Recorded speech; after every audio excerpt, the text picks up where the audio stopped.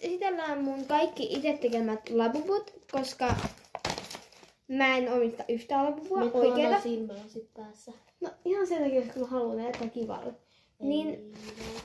Niin, mutta mä yritän etsiä. Me mennään siis huomenna Virolaan. Eikä me mennään niinku laivalle, sitten mennään Virolaan ja sitten me mennään siitä Pärnyyn. Ja sitten mä käyn jossain syömässä. Niin mä yritän sieltä etsiä sit aidon sellaisen niinku oikeesti pehmeällä muuskunnan vampakkarista tehty, mutta ei se haittaa. Ekana on tää mun ensimmäinen ja tän nimi oli Gaga. Sitten seuraavaksi oli tää mun pinkki. Ja tän nimi siis oli Lili. Mä en muista miten kunnolla, mutta Lili. Sitten, jos te haluatte vaan niinku paremman, voin kyllä esittelemään paremmin. Mutta tämmönen sininen, tän nimi on Sisi. Ja tää on tämmönen. Tämä tein muuten tänään.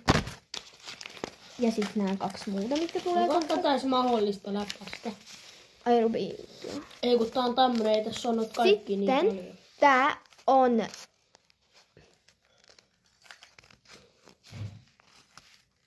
Mama, siis mä annan sen nimen Mamax, mut joo. Tää on tämmönen. Tää on niinku mulla yksi secretti. Toi on se, siis have a seat.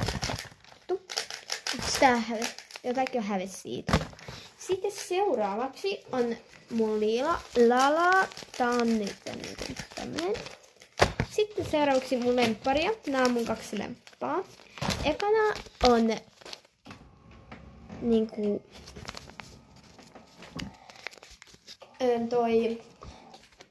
tämä. Ja tän nimi siis on Toffe.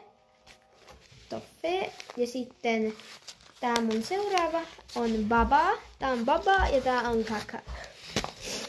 Baba ja sitten tää on Baba ja mikä tää nimi on? Gugu. Tai siis Gugu. Siis Gugu ja sitten on Baba. Joo. Se on mun pikku. Mutta joo, nää siis on mun kaikki. Nää on mun lempparit. Ja sitten mulla on tämmönen boksi, mä tein vaan tänne näköjään. Niin mä haluan kaataa nää kaikki. Kaikki labubu. Se just heitti.